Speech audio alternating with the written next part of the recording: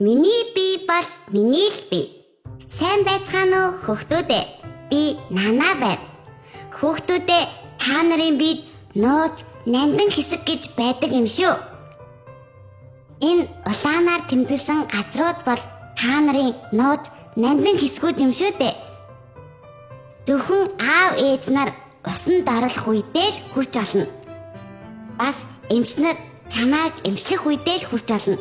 Эмч хүн хүүхдийн эрүүл мэндэд анхаарал тавьж, өвчлөгөө сэргийлж эмчилдэг учраас тааламжгүй байсан ч үзүүлэх хэрэгтэй шүү.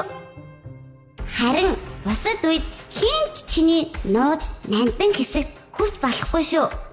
Хэн нэгэн хүн чиний нууц, нандин хэсэгт хүрэх гэж оролдвол "Байл, битгий хүр" гэж чанга дуугаар хэлж байгаарай.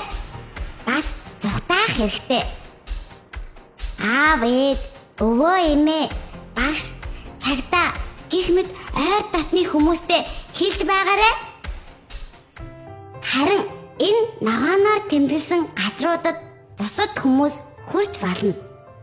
За хүүхдүүдээ, бусад хүмүүс хүрч болохгүй улаанаар тэмдэглэсэн биеийнхээ нууц, нандин хэсгүүдээ болон ногооноор тэмдэглэсэн хүрч болох хэсгүүдээ тогтоож аваарай.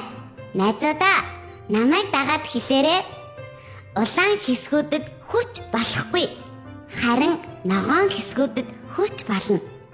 Улаан хэсгүүдэд хүрч болохгүй. Ногоон хэсгүүдэд хүрч болно.